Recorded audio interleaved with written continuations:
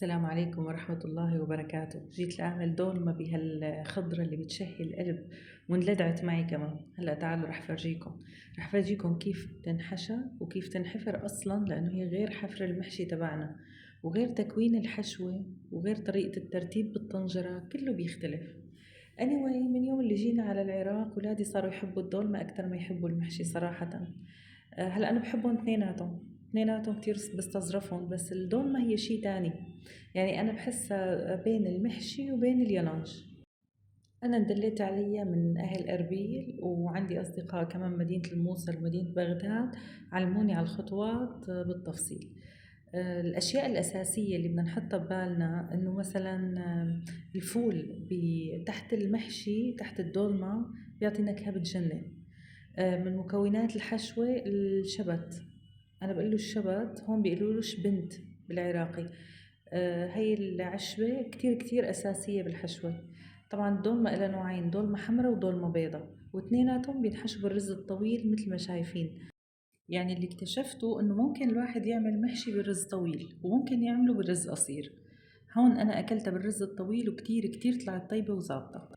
الفول بأسفل الطنجرة فول بقشره وفول حب.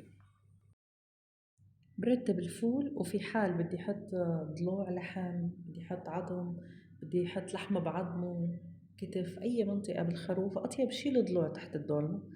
فانا حطيت كم حبة ضلوع رتبتهم مع الفول باسفل الطنجرة. هلا انا اول شي كنت اعمل الدولمة ما اعرف كيف بدي رتب الخضار. لحد ما اصدقائي قالوا لي انه اول شي ببلشوا بالبصل وبعدين بترتيب الخضار والسلق على الوش. هلا هيدا منطقي لانه السلق هو يعني بيستوي اسرع شي، فما معقول حطه تحت الكوسة والباذنجان.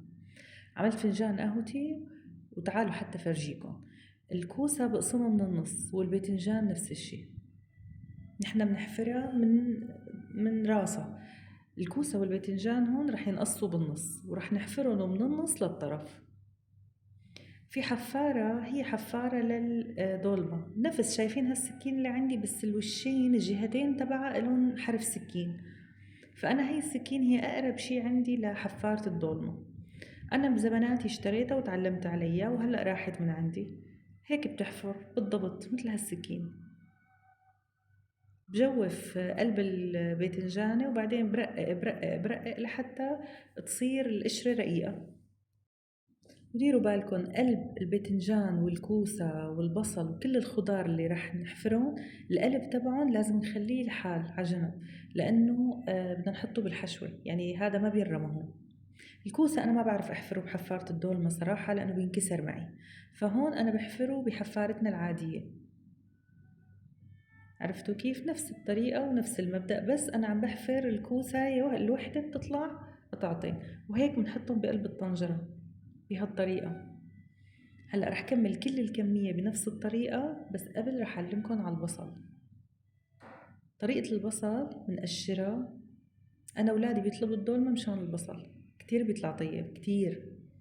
من المركز بفتحها هيك بالنص مثل ما شايفين، فرفد الطبقات بإيدي وبعدين بسحب القلب، فرفدهم على مهل حتى لا تتكسر البصلة. بعدين بسحب القلب، هذا القلب بحطه مع حشوة الكوسة والباذنجان وبسحبهم طبقة طبقة مثل ما شايفين. شايفين ما أحلاها وما أسهلها؟ ما في داعي أخبركن إنه أنا أول ما بلشت أعمل دولمة كان ينكسر معي مثلا 90% من البصلات وتطلع معي كم بصلة مزبوطين. هلأ الحمد لله صرت بعرف ساويها. أنا قلت لكم الدولمة بتشبه اليالانج لأنه نحنا عنا اليالانجي شو بنعمل فيه؟ بنحط فيه خضار بالحشوة. فهون نفس المبدأ، قلب الباذنجان وقلب الكوسة فلفلة خضرة كلهم رح نحطهم بالحشوة. السلق بهالبساطة اللي شايفينها، غسلته وبقطعه بهالحجم بدون ما كب عليه مي سخنة بالأول، بدون ما سلقه نص سلقة، أبدا أبدا. عرفتوا كيف؟ شايفين الكوسة؟ هاي الكوساية كاملة مثلا هيك بتنحفر من النص مو من فوق. إن شاء الله تكون الطريقة واضحة عليكم.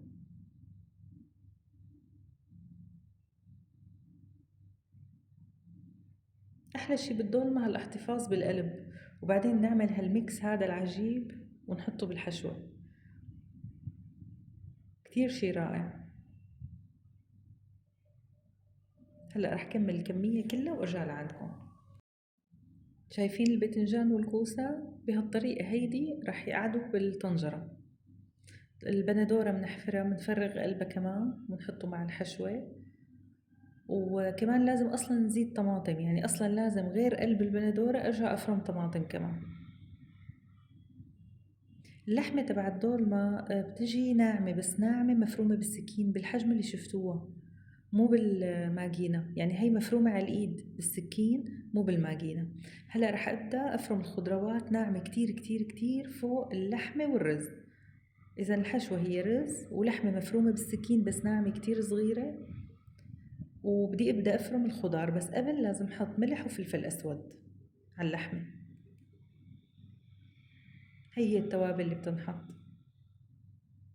بعتقد في ناس بيحطوا سماق على ما أظن كمان، بس أنا هون ما حطيت.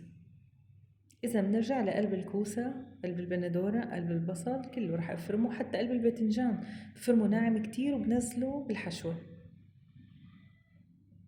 هلأ نظفت حوالي لحتى تبل الحشوة واخلطها مع بعضها مزبوط. بفرم فلفلة خضراء وفرمت كمان حبة طماطم صغيرة. الطماطم أساسية فيها، بس أنا عندي بالبيت ما بيحبوا البندورة كتيرة بالطبخ. الشبت بعد ما عملت البقدونس نقعته بمي وخل ونشفته وفرمته ورح نزله بالحشوة. هلأ معجون الطماطم دبس البندورة بحط معلقتين، ودبس الرمان بحط حسب الرغبة كمان حوالي معلقتين. هلأ بدكم تزيدوا بدكم تنقصوا حسب المزاج. زيت نباتي بحط فيه شوي. هلأ رح أقلبها بصينية كبيرة لحتى أقدر خلطها. المكون الأخير هو سن الثوم، فرمتها ناعمة كتير كتير بالحجم اللي شايفينه، ورح خلطها كتير منيح حتى تمتزج البندورة والزيت كلياته يمتزج ببعضه. شوفي يا صبايا، أساس الدولمة هو ملح الليمون. هون اسمه عنا ليمون دوزي بيقولوله. ملح الليمون بيحطوه بالحشوة، بيحطوه فوق الخضار بالطنجرة. أنا ما بستعمل ملح الليمون بالأكل أبدا، فرح أعصر بداله ليمونة حامضة. ولكن انتو بتحبوا بتستخدموا ليمون دوزي، ملح الليمون استعملوا. هاي طريقة الحشو بكل بساطة. بفتح البصلة وبلفها. تذكرت بلف البصلة جدي الله يرحمه كان يلف التنباك العربي الدخان بنفس الطريقة. يفتح الورقة يفرم التنباك ناعم ويلفها بنفس الطريقة طول ما أنا عم ساويه وأنا عم بترحم عليه. إذا لف البصل سهل كتير وواضح، ولازم طرف البصلة يكون لتحت. الكوسة والباذنجان مثل ما شايفين مندخل وحدة بتم الثانية، منسكر وحدة بالثانية، منحشيهم اثنيناتهم ومنسكرهم. هلا هاي الباذنجانة تمها كتير كبير، سكرتها بحبة بندورة صغيرة. ممكن نسكرها بحبة فليفلة، بس أنا هون نسيت ما أحشي فليفلة. فرغت الفليفلة الخضرة كتير بتطلع طيبة فيها. السلق بكل بساطة تفتحوا ورقة السلق وتلفوها هيك، ما بسكرها حتى من الجناب. هاي حلاوة الدولمة، يعني هو الوقت والجهد هو الحشوة، أما اللف ما بياخد أي وقت. اللف كله على بعضه ما أخذ معي 10 دقايق. ثقافة الطعام تختلف من بلد لبلد. أنا كتير بحب أتعلم ثقافات جديدة. بسمع بأكلات كتير عندي فضول إني أجربها. يعني مثل ما الإنسان بحب يتعلم لغات جديدة هي تابعة لثقافة تانية ولحضارة تانية، كمان المطبخ هو حضارة أو ثقافة بالنهاية. ولما تعلمت الدولمة أول كم مرة فشلت معي فشل ذريع. هلأ أنا بعطي الدولمة تبعي 75%. يعني أنا ما بعطيها 100% لأني ما مثل لما بدوقها من الإيد العراقية صراحة. يعني الدولمة ما بينحط لها مي فورا، نحن المحشي بنحط له مرقته. بنحط زيت وملح وعصرة صغيرة. طبعا هن بيحطوا ملح الليمون، أنا بحط ليمون حامض. وبرجع بقولكن أنا ما بعطيها 100% للدولمة تبعي. بسكر عليها بدون مي أبدا لمدة حوالي 10 دقايق. بعد 10 دقايق بغطيها بتقل أو بصحن وبنزل عليها مي حتى تنغمر، وبتركها نص ساعة على نار وسط. وبعد نص ساعة النار الوسط في نص ساعة نار هادية، وهي هي. الفكرة والفرق بالدولمة إنه هون بيعتمدوا على مية الخضار، يعني نحن نطبخ الكوسة والباذنجان بمرقة بندورة، هون بيعتمدوا على المية اللي بتكبها الخضار، مية الكوسة ومية السلق وإلى آخره، بيعتمدوا عليها أكتر من المية اللي نحن بنحطها. عرفتوا كيف؟ فالخضار بتنطبخ على ميتها وهيدا اللي بيعطيها نكهة كتير ذكية. هلأ سويت الكمية الباقية، سويت فيهم طنجرة تانية، حطيتها على النار وهي بعد 10 دقايق رح ضيف عليها ميتها كمان، حطيت عليها ملح ورشة صغيرة بهار فلفل أسود يعني، وتقلتها وحطيت لها مي.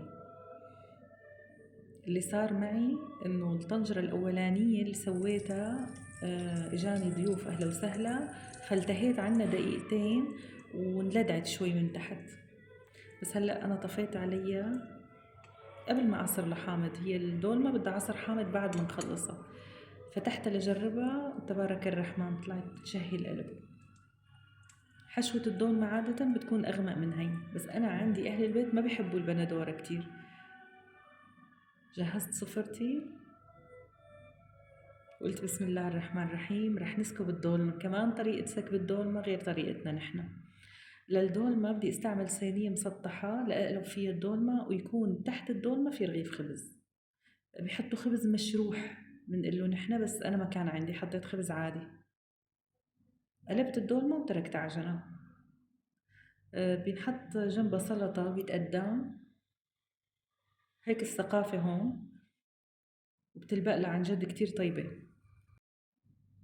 وبعدين بعد ما اتركها شي 10 دقايق برفع الطنجرة. هلأ الدولمة بينقال عليها لاجعة، بيقولوا هون لاجعة، لاجعة يعني ملدوعة، وهذا اللي صار معي. يعني الدولمة طلعت معي ملدوعة بس طلعت طيبة كتير كتير، الفول من تحت بشهي القلب. الطنجرة التانية طلعت معي ميتة كتير شوي، يعني الخضار ما شربت كل المي، فطلع معي شكلين، وحدة ناشفة ولاجعة يعني ملدوعة، ووحدة مي شوي، بس اثنيناتهم طلعوا كتير طيبين. عصرت عليهم ليمون حامض، لأني مثل ما قلت لكم ما بستخدم ملح الليمون. الحمد لله رب العالمين طلعت أطيب مما توقعت. اللي حابب يجرب الدولمة يجربها بهالطريقة، وفي طريقة تانية هي الدولمة البيضة باللبن والشبت، إن شاء الله رح جرب لكم إياها قريبا جدا. لسه الدولمة البيضة لسه أطيب من الدولمة الحمراء.